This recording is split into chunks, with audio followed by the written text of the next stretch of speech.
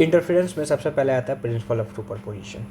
ठीक है, interference actual में है क्या? जब दो या दो से ज़्यादा वेव किसी डायरेक्शन में ट्रैवल करती है और किसी पॉइंट पे जाके मीट कर जाए तो उनके मीट करने से एम्पलीट्यूड मैक्सिमम और मिनिमम हो जाता है। ठीक है, जिससे उनकी इंटेंसिटी बढ़ जाती है और घट जाती है। इस फेनोमेना को हम कहते हैं इंटरफेरेंस। अब जब दो वेव है, मान लेते हैं एक का डिस्प्लेसमेंट है y1, एक का डिस्प्लेसमेंट है y2, ये किसी पॉइंट पे जाके मीट करती है तो जो रिजल्टेंट डिस्प्लेसमेंट y होगा वो इन दोनों के वेक्टर सम के इक्वल होगा। ठीक है, इसको कहते हैं लॉ ऑफ सुपर पोजिशन। ठीक, इसके बाद सबसे पहले आता है कंस्ट्रक्टिव और डिस्ट्रक्टिव इंटरफेरेंस के लिए कंडीशन। तो मान लेंगे दो वेव है, एक है y1 जिसके लिए इक्वेशन है a sin ओमेगा t, एक है y2 जिसके लिए इक्वेशन है a sin omega t plus five. या इसको हम a2 ले लेते हैं, इसको a1 ले लेते हैं। दो तरीके से पूछता है, एक सेम एम्पलीट्यूड के लिए, एक डिफरेंट के लिए। हम पहले डिफरेंट वाला कर लेते हैं।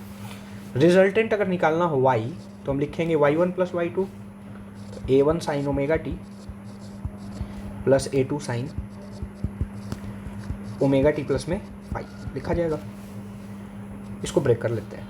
a1 sin omega t plus में a2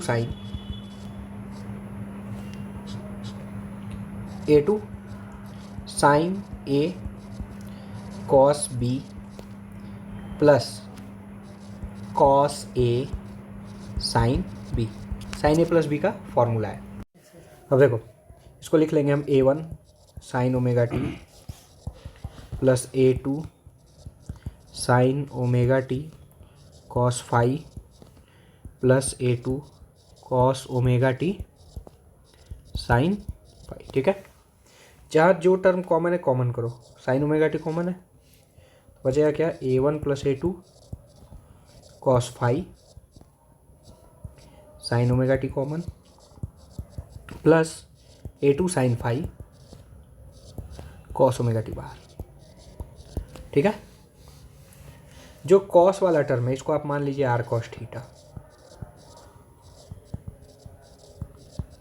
प्लस जो sin वाला टर्म है इसको मान लीजिए r sin थीटा, हो गया cos ओमेगा टी। अब अगर हम r कॉमन कर दे फिर से तो sin a प्लस बी का फॉर्मूला है, तो हो जाएगा y is equal to r sin omega t plus में थीटा। ये तो रिजल्टेंट डिस्प्लेसमेंट के लिए इक्वेशन आ गया। अब आपसे r की वैल्यू पूछता है, तो r cos थीटा आपने लिया था a1 plus a2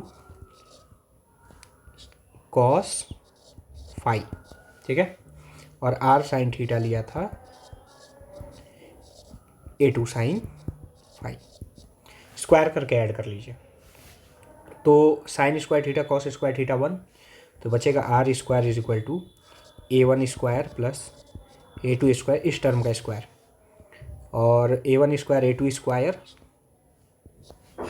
cos square phi plus 2a1 a2 cos phi plus a2 square sine square phi. ये वाला टर्म तो 1 हो जाएगा, बचेगा r square is equal to a1 square plus a2 square plus 2a1 a2 cos में phi, बचेगा इतना। इसी में r की वैल्यू हो जाएगी under root a1 square a2 square plus 2a1 a2 cos phi, और ये आपका आ गया रिजल्टेंट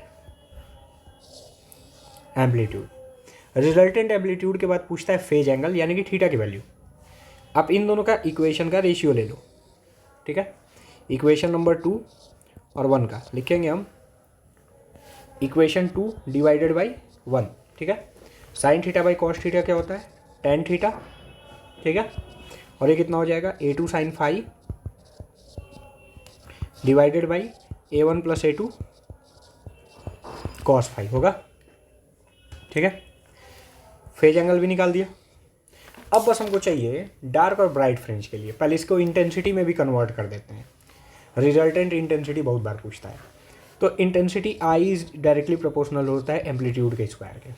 तो हम i1 इज इक्वल टू लिख सकते हैं k a1 का स्क्वायर, i2 को इज इक्वल टू लिख सकते हैं k A2 का स्क्वायर। जब आप ये वैल्यू यहाँ पुट करेंगे तो रिजल्टेंट इंटेंसिटी I होगा और I को लिख सकते हैं हम KR का स्क्वायर, ठीक है।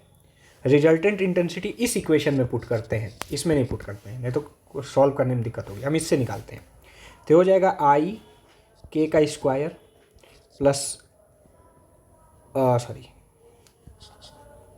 ये हो जाएगा कितना, I by K is equal to I1 by K plus I2 by K plus में 2 root I1 by K root I2 by K cos phi. के से के कैंसिल हो जाएगा हर जगह से, बचेगा I is equal to I1 I2 plus 2 root I1 I2 cos में फाई। ये रिजल्टेंट इंटेंसिटी के लिए हो जाएगा फॉर्मूला। अब हमको चाहिए ब्राइट और डार्क फ्रिंज के लिए, ठीक है। अब ब्राइट और डार्क फ्रिंज के लिए केस चाहिए, तो अगर हम इंटेंसिटी देखें तो कॉस फाई की वैल्यू अगर +1 हो जाए तो इंटेंसिटी मैक्सिमम, और कॉस फाई की वैल्यू अगर -1 हो जाए तो इंटेंसिटी मैक्सिमम।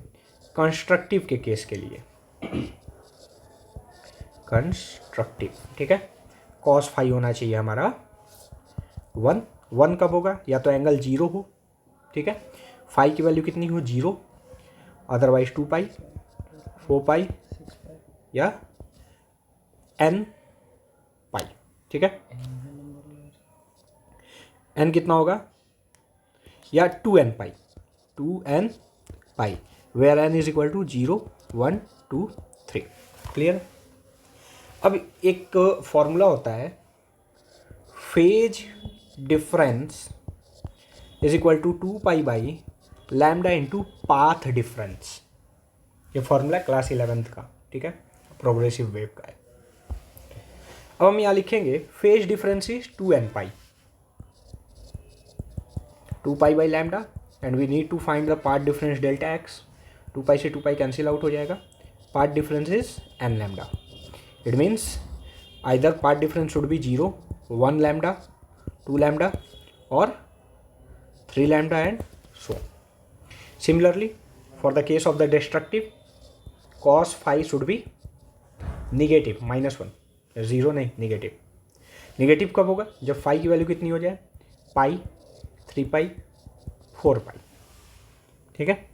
अब पाई 3 पाई 4 पाई इसको हम लिख सकते हैं 2n-1 इंटू पाई, ठीक है। Same formula, phase difference is equal to 2 pi by lambda into path difference, pi से पाई कैंसिल हो जाएगा। Phase difference is equal to path difference is equal to 2n-1 lambda by 2।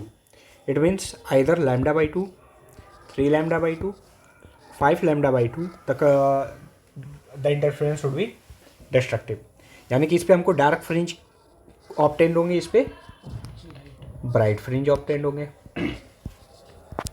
ठीक है। अब आता है कोहेरेंट इनकोहेरेंट सोर्स। सिंपल है, coherent source तभी होंगे जब सोर्सेज के जो फेज डिफरेंस हो आइदर कांस्टेंट हो आइदर 0 हो, तब वो सोर्स कोहेरेंट होगा, नहीं तो इनकोहेरेंट होगा। ये याद रखेंगे कि दो सोर्सेज हैं वो कभी भी अगर इंडिपेंडेंट हैं तो कभी ज़िंदगी में कोहेरेंट नहीं होंगे।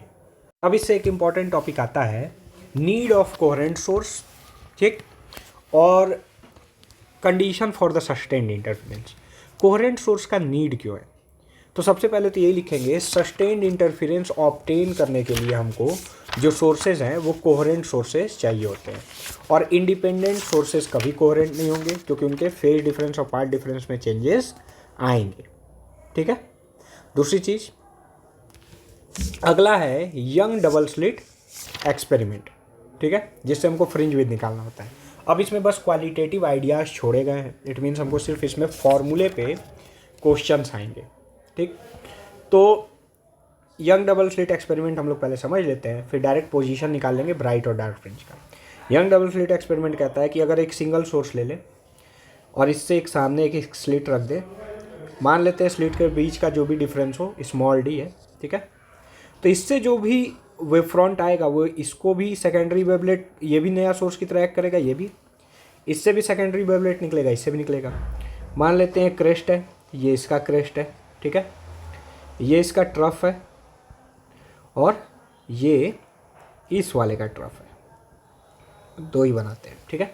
जहाँ क्रेस्ट से क्रेस्ट मिलेगा या ट्रफ से ट्रफ मिलेगा वो कंस्ट्रक्टिव, जहाँ क्रेस्ट से ट्रफ या ट्रफ से क्रेस्ट मिल गया वो डिस्ट्रक्टिव। अब जब स्क्रीन को हम डी डिस्टेंस पे रखेंगे तो यहाँ पे कंस्ट्रक्टिव इंटरफेरेंस यानी कि ब्राइट फ्रिंज, यहाँ पे डार्क फ्रिंज, यहाँ पे फिर से डार्क फ्रिंज, और इसमें जो पैटर्न आता है डार्क ब्राइट ऐसे ही आता है, यानी कि पहला ब्राइट फिर डार्क फिर ब्राइट फिर डार्क फिर ब्राइट फिर डार्क। और जो पोजीशन होता है सेंट्रल फ्रिंज से ब्राइट फ्रिंज का, या हम ये कह सकते हैं कि सेंट्रल फ्रिंज से किसी भी फ्रिंज की ये जो पोजीशन होती है उसको हम लिखते हैं कितना, एक्स डी बाई में कैपिटल डी, पोजीशन पी को लिखते हैं, ठीक है। अब ध्यान दो इधर, पोजीशन किसी भी फ्रिंज की सेंट्रल फ्रिंज से है एक्स डी बाई में कैपिटल डी, ठीक है, जहाँ एक्स क्या है, पाथ डिफरेंस है, ठीक। अगर ब्राइट फ्रिंज का पोजीशन पूछ दे तो हम लिखेंगे ये जो पी है पोजीशन, तो हमको चाहिए एक्स डी बाई में कैपिटल डी है, ये किसके इक्वल होना चाहिए, एन लैम्डा के, ठीक है। क्यों, क्योंकि पोजीशन जो है पाथ डिफरेंस के बराबर होना चाहिए। इन दैट केस यहाँ से जब हम पोजीशन एक्स की वैल्यू फाइंड करेंगे तो कितना आएगा, x is equal to n lambda d by में स्मॉल डी, ये nth ब्राइट फ्रिंज की पोजीशन है। तो पहला ब्राइट फ्रिंज कहाँ बनेगा, पहला वाला लैम्डा डी बाई में स्मॉल डी पे, दूसरा 2 लैम्डा डी बाई में स्मॉल डी पे, ठीक है। सिमिलरली जब डार्क फ्रिंज का पोजीशन निकालना होगा तो लिखेंगे एक्स डी बाई में capital d is equal to dark वाले का पोजीशन ये आया था। अब इसमें फिर इसके लिए हम क्या करेंगे, एक्स की पोजीशन निकालेंगे, तो एक्स की पोजीशन यहाँ से कितनी आएगी, 2n माइनस में 1 lambda by 2 capital D by में स्मॉल डी, ये आएगा। अब यहाँ पे n की वैल्यू 1 2 3 पर पुट करेंगे तो पहला डार्क फ्रिंज हमको मिलेगा कितने पे, 1/2 D lambda by small d पे, दूसरा मिलेगा 3/2 D lambda by small d पे, ठीक है।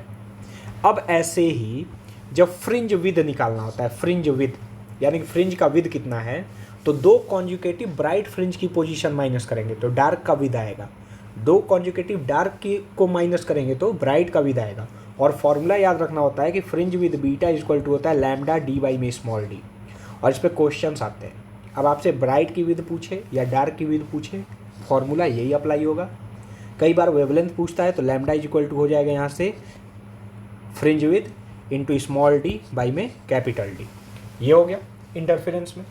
इसके लिए आता है इंटेंसिटी डिस्ट्रीब्यूशन कर्व ड्रॉ करने, तो हम ये इंटेंसिटी डिस्ट्रीब्यूशन कर्व ड्रॉ करेंगे जिसमें ब्राइट और डार्क की इंटेंसिटी, मतलब कि इंटेंसिटी चेंज नहीं होगी, ब्राइट की इंटेंसिटी हमेशा कांस्टेंट रहेगी,